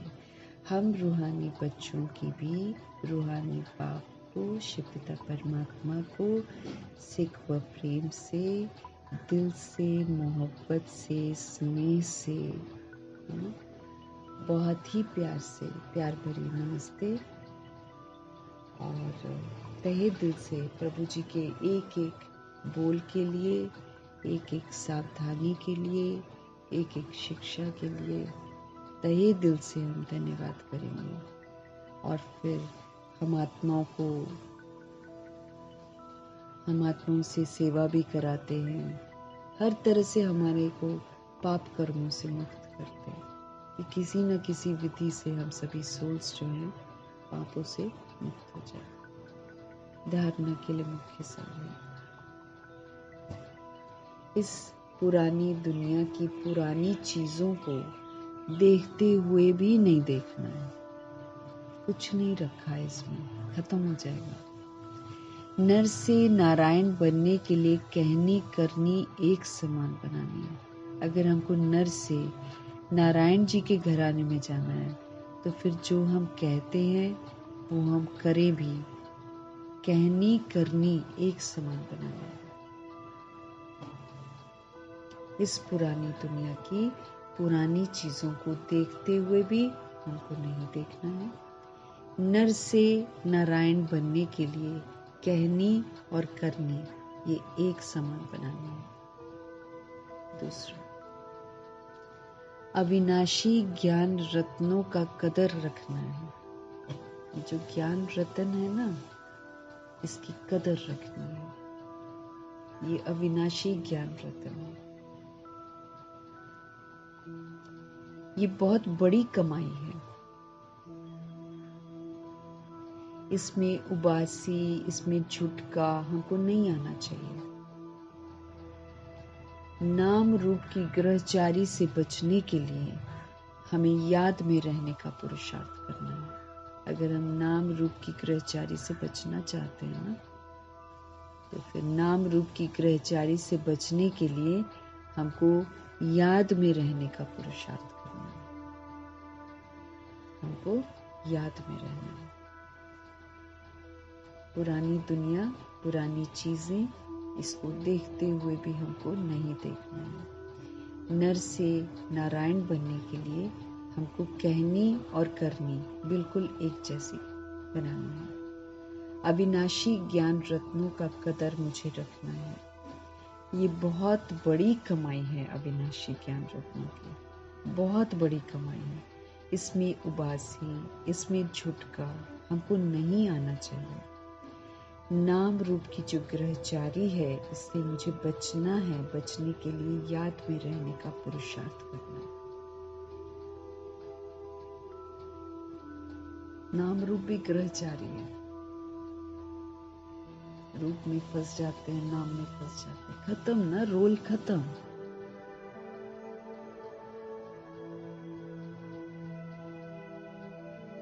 सतगुरु जी का वरदान। बाप की छत्र छाया के नीचे नाजुक परिस्थितियों में भी कमल पुष्प समान हमको न्यारे और प्यारे रहना। बाप की छत्र छाया के नीचे नाजुक परिस्थितियों में भी कमल पुष्प समान हमको न्यारा और प्यारा बनना।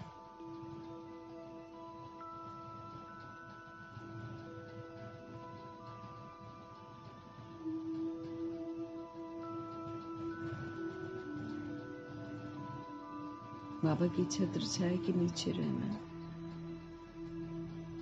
तो नाजुक परिस्थितियां तो आएंगी आएंगी, उसमें हमको कैसा रहना है? कमल पुष्प समान, मतलब प्रभाव मुक्त, न्यारा, एकदम डिटैच। ये परिस्थिति मेरे पर हावी ना हो। संगम युग पर जब बाप सेवाधारी बन करके आते हैं तो छत्र छाया के रूप में बच्चों की सदा सेवा करते हैं। कितना बचाते हैं भगवान। संगम युग पर जब बाप सेवाधारी बन करके आते हैं तो छत्र छाया के रूप में बच्चों की सदा सेवा करते हैं। ये छत्र छाया ही तो है जो हमको समझ मिलती है, सब कुछ मिलता है। याद करते ही सेकंड में साथ का अनुभव होता है। अगर दिल से हम याद करेंगे ना, साथ में खड़े हो जाते हैं, ऐसा अनुभव कराते हैं। ये याद की छत्र छाया कैसी भी नाजुक परिस्थितियों में कमल पुष्प के समान हमको न्यारा और प्यारा बना देती है। इसमें मेहनत नहीं लगती है।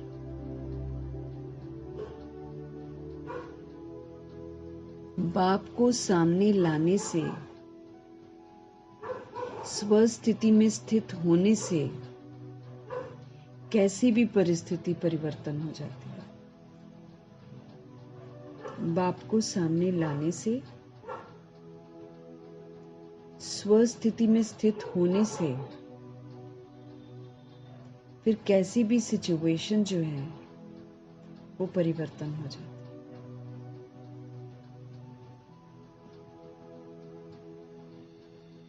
तो बाप की छत्र छाया के नीचे नाजुक परिस्थितियों में भी कमल पुष्प समान न्यारे और प्यारे भव। संगम युग पर जब बाप सेवाधारी बन करके आते हैं तो छत्र छाया के रूप में बच्चों की सदा सेवा करते हैं। याद करते ही सेकंड में साथ का अनुभव होता है। ये याद की छत्र छाया कैसी भी नाजुक परिस्थितियों में कमल पुष्प के समान न्यारा और प्यारा बना देती है। मेहनत नहीं लगती है। बाप को सामने लाने से, स्वस्थिति में स्थित होने से कैसी भी परिस्थिति परिवर्तन हो जाती है। अगर हम स्व की स्थिति मतलब आत्मिक स्थिति मतलब परमात्मा के साथ की स्थिति, अगर हमारी ये सतोगुणी स्थिति आत्मिक रहती है तो फिर कैसी भी सिचुएशंस हो वो चेंज हो जाती है।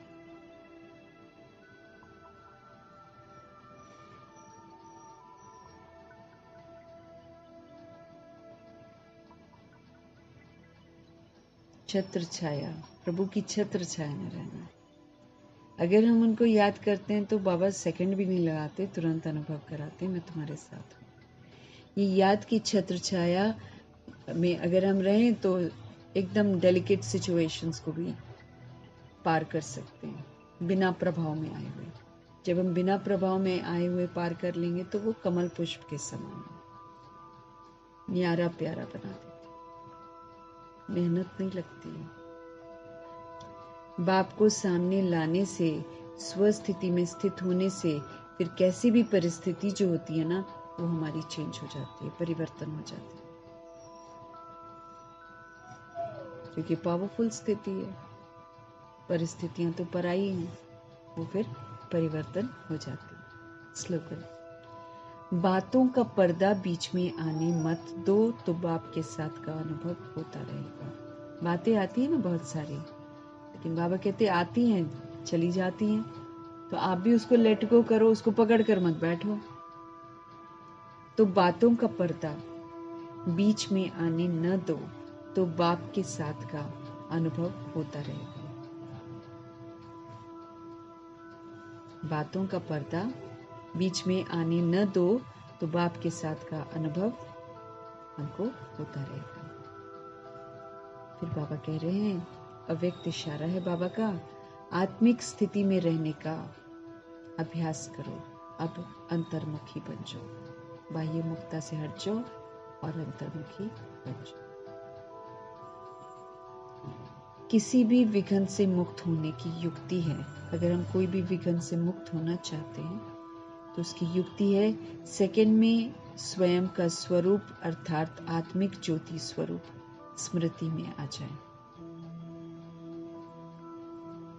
सेकंड में स्वयं का स्वरूप अर्थात आत्मिक ज्योति स्वरूप स्मृति में आ जाए और कर्म में निमित्त भाव का स्वरूप, कर्म में इंस्ट्रूमेंटल भाव का स्वरूप, इस डबल लाइट स्वरूप में स्थित हो जाओ, तो सेकंड में हाई जंप दे देंगे। कोई भी विघ्न आगे बढ़ने में रुकावट नहीं डाल सकेगा।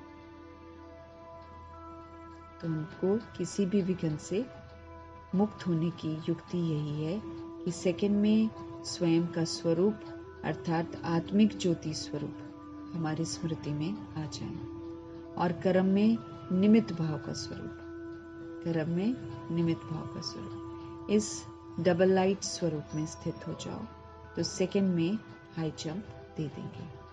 कोई भी विघ्न आगे बढ़ने में रुकावट नहीं डाल सकेगा। कोई भी विघ्न, ये कोई भी विघ्न आगे बढ़ने में रुकावट नहीं डाल सकेगा।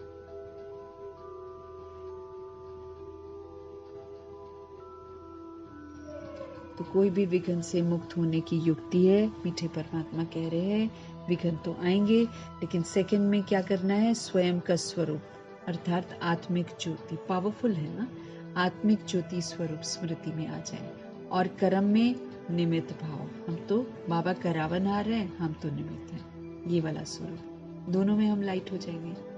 आत्मिक ज्योति है तब भी हम लाइट हो जाएंगे, और जब हम कर्म में निमित्त भाव है, करावनहार को बुद्धि में रखेंगे, तो भी डबल लाइट स्वरूप हो जाएंगे। तो इस डबल लाइट स्वरूप में स्थित हो जाओ, तो सेकंड में हाई जंप दे देंगे। कोई भी विघ्न आगे बढ़ने में हमको रुकावट ही नहीं डालेगा। निमित्त है, बाबा करा रहा है, कोई विघ्न नहीं। तो सेकंड में हम ऊंची स्थिति से उसको पार कर लेंगे। ऊंची स्थिति वाला फिर क्यों क्या कैसे नहीं करेगा, पार कर लेगा उसको आराम से, उसको दिक्कत नहीं होगी। तो बाबा भी हमको कह रहे हैं, आत्मिक ज्योति स्वरूप को स्मृति में रखो कि मैं आत्मा परमात्मा का बच्चा, परम नाम निवासी, ऊंचे धाम की रहने वाली, ऊंची आत्मा हूं। और बाकी जो कर्म कर रहे हैं वो तो प्रभु जी करा रहे हैं, हम तो निमित्त मात्र कर रहे हैं। बस बाबा कहते हाई जंप लग जाएगी, आप आगे बढ़ जाओगे, कोई भी चीज रुकावट नहीं डालेगी। मीठे परमात्मा जी का हम धन्यवाद करेंगे। ब्रह्मा माँ का धन्यवाद, जगदम्बा माँ का धन्यवाद, गुलजार दादी जी का धन्यवाद, अष्टरत्नों का धन्यवाद, नवग्रहों का धन्यवाद, एडवांस पार्टी की सारी सोल्स का धन्यवाद, बची हुई जितनी भी सोल्स हैं उनका धन्यवाद, 5 तत्वों का धन्यवाद, ड्रामा, प्रकृति, माया, यमदूत सबका धन्यवाद करेंगे। साधनों का धन्यवाद, साधन बनाने वालों का धन्यवाद, साथ में रहने वाली सोल्स का धन्यवाद, सहयोगी आत्माओं का धन्यवाद, अविनाशी खजानों का धन्यवाद, समय का धन्यवाद, पूरे यूनिवर्स का धन्यवाद, शरीर रूपी इंस्ट्रूमेंट का धन्यवाद, आप सभी सोल्स का धन्यवाद, सृष्टि की मेहमान नवाजी का हमारी तरफ से भी धन्यवाद और वर्ल्ड की सारी सोल्स की तरफ से भी धन्यवाद। सभी तो प्रभु के बच्चे हैं, लेकिन वो जानते नहीं है ना। हम भी नहीं जानते थे, वो भी नहीं जानते। इसीलिए हम उनकी तरफ से भी, हमको भी कहाँ हम लोग सृष्टि की मेहमान नवाजी का धन्यवाद पहले करते थे। तो बाबा ने समझ दी तो बोलना शुरू किया, तो अब समझ में आ रहा है कि बाकी हम सृष्टि रूपी ड्रामा में एक्टर्स हैं, सब कुछ हम यहीं से लेते हैं, तो हमको धन्यवाद तो इसका करना ही करना है। सब कुछ पालना कर रही है, इतना नुकसान हम लोग पहुंचा रहे हैं, तब भी वो पालना कर रही है। तो बहुत कब से हम आए हुए हैं ड्रामा में, जब से हम यूज कर रहे हैं, तो फिर धन्यवाद तो बनता है ना। तो अपनी तरफ से भी करेंगे और वर्ल्ड की सारी सोल्स की तरफ से भी करेंगे। धन्यवाद करते हुए, प्रभु जी का धन्यवाद करते हुए, ओम शांति।